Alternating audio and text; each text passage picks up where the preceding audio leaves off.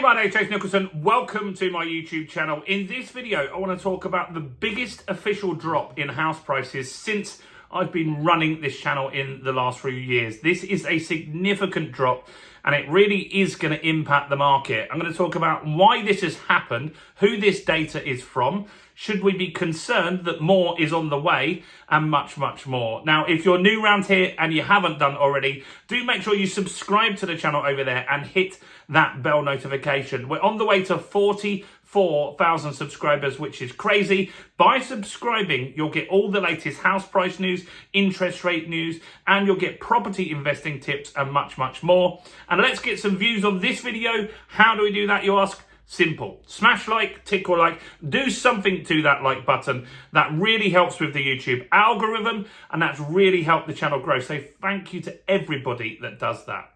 So the results are in, and this is unquestionable, this report, because we give you data on this channel from various sources. We talk about Rightmove's asking prices, which I think are very important. Some of you disagree with that, but the Rightmove data is really, really important because that gives us the market sentiment. If people are listing their properties and they're reducing their prices significantly on listing, we know that they need to sell, they must sell, they're desperate to sell. So that's one source that we look at. We look at Halifax and we look at Nationwide, both lenders who give us the data on their book. They also have a crystal ball. They know who is getting approved for sales right now. So in their reports, they're going to talk about what's going on in the next few months. Is the market going to be busy? Is it going to be slow? They know the deals that are agreed in principle right now. So that's something to consider here as well. And we also get the ONS data, and that's the Office of National Statistics. And that's what we're going to be talking about right here. Now, the ONS data is the land registry data. It's everything combined. It has the Halifax data. It has the Rightmove data. It has all the houses sold from Virgin, NatWest, HSBC, whoever. It also has all the deals done at auction, and it has all the cash purchases as well. It has everything. Now, they don't always give us all of the data because sometimes they're a bit slow. They take a sample of that data and it can get revised at a later date, just for full clarity here, but it's really fairly accurate. And they're saying that between March and April, can't believe we're going to say this in 1 month, that house prices went down 2.8% in a month. That is crazy. Now, that shows that this stamp duty holiday, so basically what happened was stamp duty increased in April, didn't it? And so we saw that happening. We knew we had that deadline. So all of the transactions in March got rushed through and people were really fighting to get those deals done. And they did that in order to make sure that chains didn't fall apart. They got their sale, the next person got their sale. Solicitors, estate agents, everyone worked super hard in March and got a lot of deals done. In fact, the first quarter of this year, we saw 500,000 property transactions in January, February and March. Not per month, the total combined for that quarter. Now, in April, the market slowed down because if you didn't get the deal done in March, you're now paying significantly more stamp duty. And there would have also been some deals that went over from March. So let's just say you were going to complete at the end of March, but someone didn't get a form back.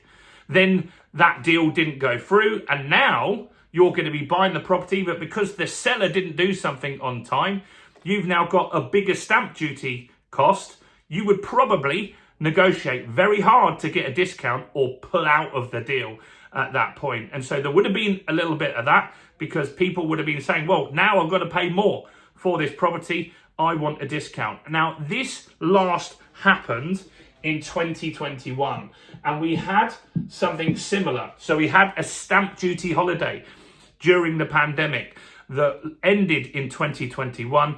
And on the back of that, house prices dropped temporarily because people didn't want to pay that higher stamp duty. They wanted to wait and see what happens in the market. Now, that could be what's happening here, or it could be the start of a market slowdown, and it could mean that house prices are on their way to dropping significantly. Now, we do know from data that we've got from Rightmove, which some of you say isn't useful. Well, it is, because on Rightmove, we know that we've got significantly more properties for sale at the moment. It's a 14-year high, the amount of listings, and we only have 25% of those extra listings have a buyer on the back of that. So we know there isn't enough buyers coming into the market, but there is an influx of properties for sale. Now, at the moment, we're not seeing massive drops in asking prices. We're seeing a dip.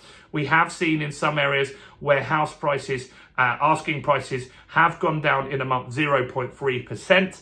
But on the whole, it's been fairly strong on asking prices. So we'll see how this plays out, but that is a fairly big drop. What do you think in the comments?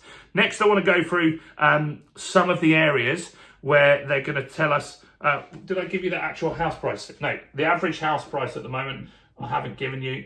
Let's put that up there. £265,000.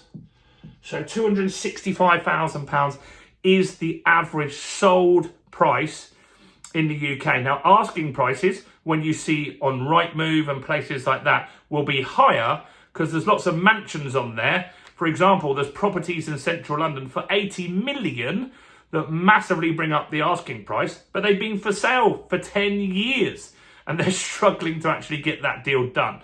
So yeah, sold prices are always going to be significantly lower. But what about on a regional basis?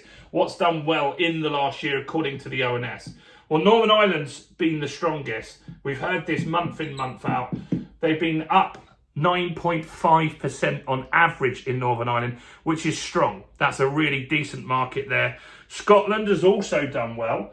And so in Scotland, we've seen house prices up 5.8%, which is strong, above inflation there. Wales has done well as well. Wales, I think 2 years ago, did quite badly, and maybe this is a rebound, so 5.3%. If you can recall 2 years ago, what did Wales do? Let me know in the comments. I think that'd be useful for everybody. They've only covered 2 regions of England, which is frustrating.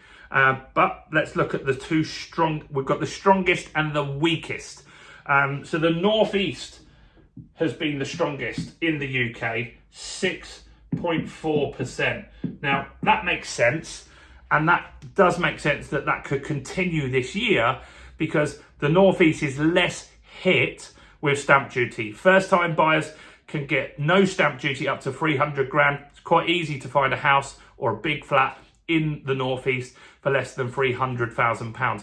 Very, very hard to do that in the southeast. So that means that that will be strong. The worst performing area in the UK is the southwest, which I've done a video that I filmed today that you'll have watched another day, where house prices are up 0.9%, so not even 1% in the southwest. And that's because a lot of people are leaving.